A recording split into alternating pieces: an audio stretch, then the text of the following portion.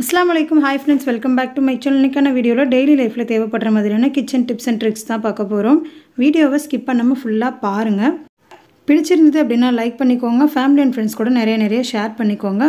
Subscribe பண்ணாம பார்க்கறீங்கன்னா மறக்காம Subscribe பண்ணிக்கோங்க. அப்படியே பக்கத்துல இருக்க பெல் பட்டனை கொடுத்துட்டு ஆல்ன்ற ஆப்ஷனையும் கொடுத்துட்டீங்க அப்படினா நாங்க போடுற வீடியோஸ் எல்லாமே உங்களுக்கு நோட்டிஃபிகேஷன் வரும். இப்போ வாங்க ஃபர்ஸ்ட் டிப் என்னன்னு பார்த்துடலாம். இந்த மாதிரி ஸ்விட்ச் போர்டில் நம்ம குழந்தைங்க கையை எட்டுற அளவுக்கு இருந்துச்சு அப்படின்னா அந்த டிப்பை ஃபாலோ பண்ணிக்கோங்க. சில வீட்டில் பார்த்தீங்கன்னா ரொம்ப கீழே வச்சுருப்பாங்க ஃப்ளக் பாயிண்ட் எல்லாமே. அந்த மாதிரி குழந்தைங்களுக்கு எட்டுற தூரத்தில் இருந்துச்சு அப்படின்னா இந்த டிப்பை ஃபாலோ பண்ணிக்கோங்க. ஒரு செல்லோ டேப் எடுத்துகிட்டு அந்த ஃப்ளக் பாயிண்டில் இந்த மாதிரி ஒட்டி விட்டுருங்க. உங்களுக்கு எந்தெந்த இடத்துலலாம் அந்த மாதிரி கீழே இருக்கோ குழந்தைங்க கைப்படுற மாதிரி இருக்கோ அந்த இடத்துலலாம் அந்த மாதிரி ஒட்டி வச்சிட்டிங்க அப்படின்னா சேஃபாக இருக்கும். நமக்கு தேவைப்படும் போது இந்த செல்லோ டேப்பை ரிமூவ் பண்ணிவிட்டு அதுக்கப்புறமா நம்ம யூஸ் பண்ணிவிட்டு திருப்பியுமே அந்த மாதிரி செல்லோ டேப் வந்து ஒட்டி வச்சுக்கோங்க. இந்த மாதிரி பண்ணும்போது ரொம்பவே சேஃபாக இருக்கும். கண்டிப்பாக இதை வந்து ட்ரை பண்ணுங்கள். அடுத்த டிப் என்னென்னு பார்க்கலாம். குக்கர் யூஸ் பண்ணிகிட்ருப்போம். அதில் வந்து திடீர்னு பார்த்திங்கன்னா தண்ணி லீக்கேஜ் ஆகும். அதே மாதிரி விசில் வராது. இந்த மாதிரி நிறைய ப்ராப்ளம்ஸ் வந்து வரும். கேஸ்கெட் வந்து சரியாக இல்லை அப்படின்னாலுமே அந்த ப்ராப்ளம் வந்து வரும். இந்த மாதிரி குக்கரோட கேஸ்கெட் வந்து சரியில்லை அப்படின்னா நீங்கள் வந்து வேறு மாற்றிக்கிறது நல்லது. அதே மாதிரி எந்த குக்கர் யூஸ் பண்ணுறீங்களோ அதே பிராண்டில் நீங்கள் கேஸ்கெட் வாங்கி யூஸ் பண்ணும்போது பார்த்திங்கன்னா உங்களுக்கு வந்து எந்த ப்ராப்ளமும் வராது. இப்போ நீங்கள் சமைக்கிறதுக்கு 10 நிமிஷத்துக்கு முன்னாடி கேஸ்கெட்டை வந்து ஒரு மாதிரி நல்ல சில் தண்ணியில் போட்டு வச்சுருங்க. ஒரு 10 நிமிஷத்துக்கு முன்னாடி நம்ம இந்த மாதிரி போட்டு வச்சுட்டு நம்ம சமைக்கும்போது பார்த்திங்கன்னா உங்களுக்கு வந்து அந்த ப்ராப்ளம் எதுவுமே வராது. நல்லா அந்த க்ரிப்பாக இருக்கும். கேஸ்கெட் வந்து நல்லா க்ரிப்பாக பிடிச்சிக்கும் அந்த மூடியில். இதுக்கு பதிலாக நீங்கள் வந்து கொஞ்சம் நேரம் அந்த 10 நிமிஷம் டைம் வந்து ஃப்ரீசரில் கூட வச்சு எடுத்துக்கலாம். நார்மலாகவே சமைக்கிறதுக்கு முன்னாடி ஒரு 10 நிமிஷம் போல் ஃப்ரீசரில் வச்சு எடுத்துகிட்டு அதுக்கப்புறமா நீங்கள் சமைச்சிங்க அப்படின்னாலுமே உங்களுக்கு வந்து அந்த லீக்கேஜ் ப்ராப்ளம்லாம் எல்லாமே இருக்கும். ரொம்பவே சிம்பிளான டிப்பு, நல்லா யூஸ்ஃபுல்லாகவும் இருக்கும். ட்ரை பண்ணி பாருங்கள். அடுத்த டிப்புக்கு இந்த மாதிரி செராமிக் கப் தான் எடுத்திருக்கேன். நம்ம டீ குடிக்கிற கப் வந்து நீங்கள் யூஸ் பண்ணாமல் வச்சுருக்கீங்க அப்படின்னா இந்த மாதிரி ரீயூஸ் பண்ணிக்கலாம் ஈஸியாக. இதுக்கு வந்து 2 ரப்பர் பேண்ட் தான் எடுத்திருக்கேன். இதை சுற்றி நம்ம வந்து க்ராஸாக போட்டுக்கலாம். ஃபஸ்ட்டு ஒரு ரப்பர் பேண்ட் மாதிரி போட்டுட்டு அதுக்கு ஆப்போசிட்டில் இன்னொரு ரப்பர் பேண்ட் போட்டு விட்டுருங்க. இந்த மாதிரி ரப்பர் பேண்ட் போட்டதுக்கப்புறம் பார்த்திங்கன்னா நமக்கு ஒரு ஸ்டாண்ட் மாதிரி இது கிடச்சிரும். இப்போ வந்து நான் ஸ்பூன் ஸ்டாண்டில் வந்து நிறைய நம்ம ஸ்பூன் போட்டு வச்சுருப்போம். தனித்தனியாக நம்ம வந்து தேடிட்டுருப்போம். ஃபோர்க் ஸ்பூன் தனியாக, அந்த மாதிரி பெரிய ஸ்பூன் சின்ன ஸ்பூன் அந்த மாதிரி தேடாமல் இருக்கிறதுக்கு இந்த மாதிரி பார்ட்டிஷனாக பிரிச்சுட்டு நம்ம போட்டு வச்சோம் அப்படின்னா பார்க்கவுமே அழகாக இருக்கும். ஸ்பூன்ஸ் மட்டும் இல்லாமல் நம்ம கிச்சனில் யூஸ் பண்ணுற கத்தி, சிசர் இந்த மாதிரி ஐட்டம்ஸ் கூட நம்ம தனித்தனியாக பிரித்து போட்டு வச்சுக்கிட்டோம் அப்படின்னா தேடணும்னு அவசியம் இருக்காது. நம்ம டக்குனு எடுத்துக்கலாம். இப்போ பார்த்திங்கன்னா நான் வந்து விஸ்கு அப்புறம் அந்த ப்ரஷ் எல்லாமே போட்டு வச்சுருக்கேன். நீங்கள் இதுக்கு பதிலாக குழந்தைங்களோட பேனா, பென்சில், ஸ்கெட்ச் இந்த மாதிரி தனித்தனியாக நம்ம பிரித்து வச்சிட்டோம் அப்படின்னாலுமே அவங்க தேடாமல் எடுக்கிறதுக்குமே யூஸ்ஃபுல்லாக இருக்கும். இந்த மாதிரி போட்டு வச்சுட்டு நம்ம ஸ்டடி டேபிளில் வச்சிடலாம். அப்படி இல்லை அப்படின்னா ட்ரெஸ்ஸிங் டேபிளில் கூட நம்ம வச்சுக்கலாம்.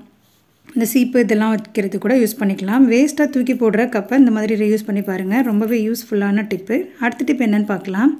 இந்த மாதிரி குக்கரோட கேஸ்கெட்லாம் வீணாக போயிடுச்சு அப்படின்னா நம்ம தூக்கி போட்டுருவோம். அந்த மாதிரி தூக்கி போடாமல் அழகாக ரீயூஸ் பண்ணிக்கோங்க.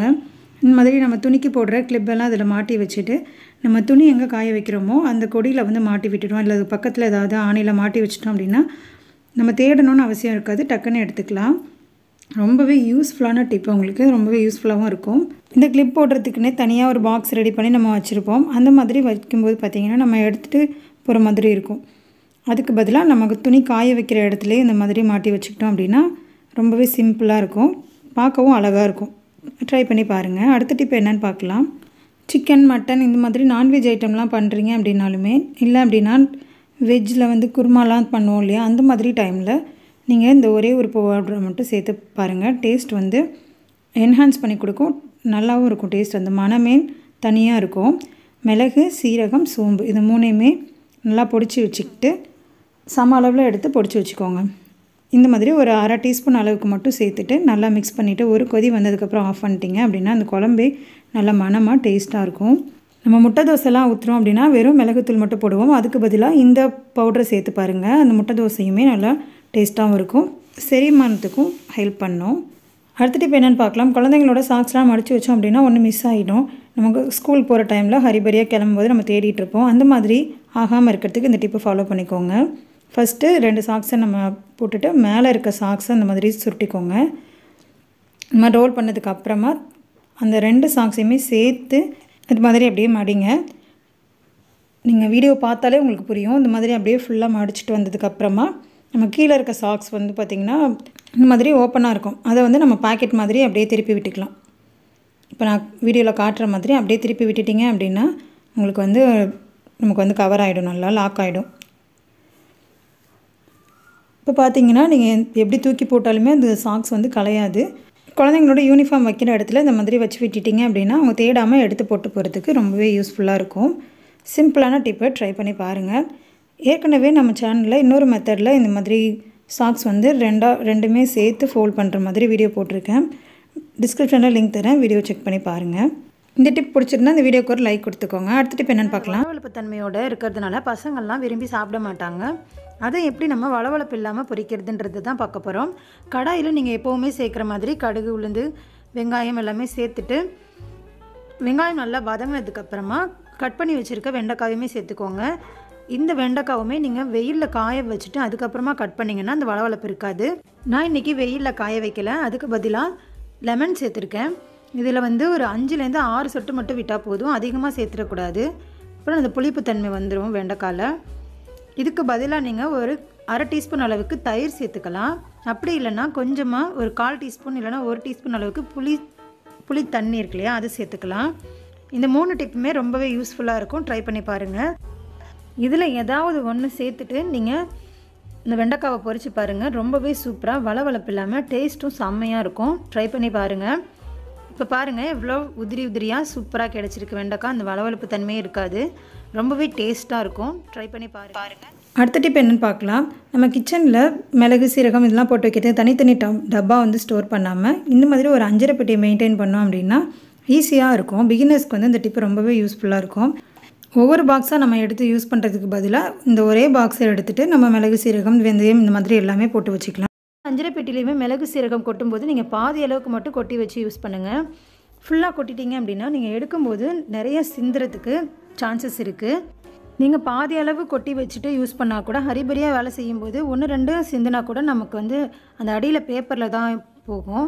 நீங்கள் அஞ்சரை பெட்டி வந்து யூஸ் பண்ணும்போது இந்த குட்டி குட்டி பாக்ஸஸ் கீழே வந்து ஒரு பேப்பர் வந்து போட்டு வச்சுருங்க.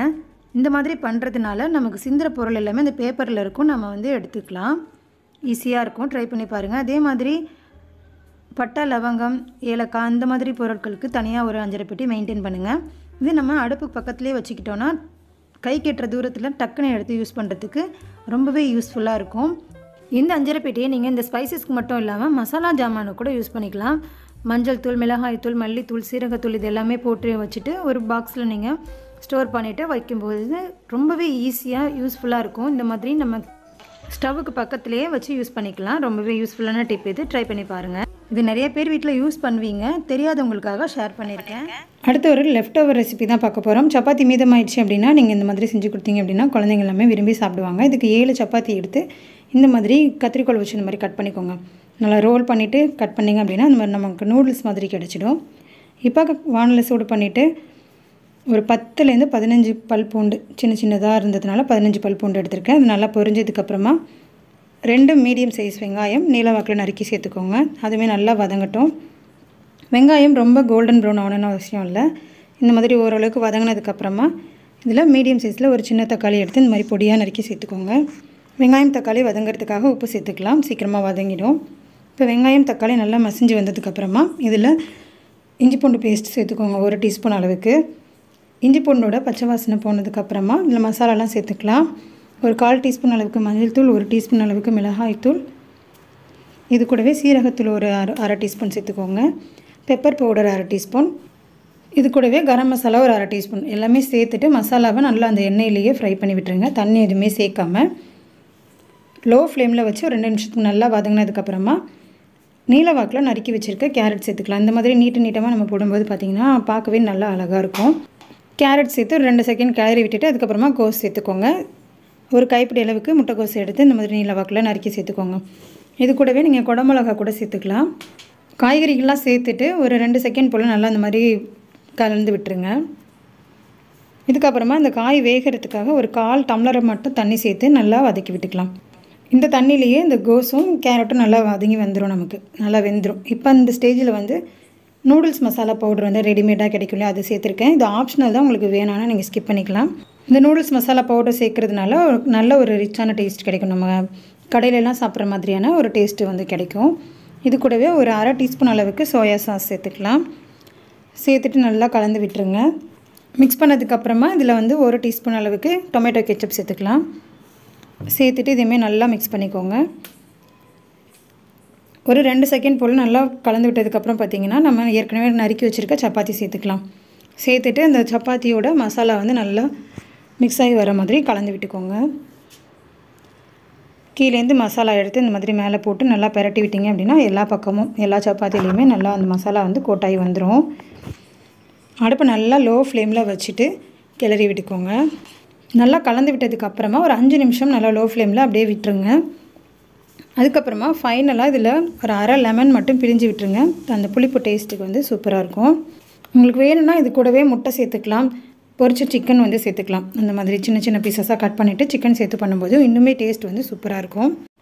இந்த ஹெல்த்தியான நூடுல்ஸ் ரெசிபி நீங்களும் ட்ரை பண்ணி பார்த்துட்டு உங்கள் ஃபீட்பேக்கை சொல்லுங்கள். குழந்தைங்களுக்கு செஞ்சு கொடுக்கும்போது விரும்பி சாப்பிடுவாங்க. அதே மாதிரி லஞ்ச் பாக்ஸுக்கும் நீங்கள் பேக் பண்ணி கொடுக்கலாம்.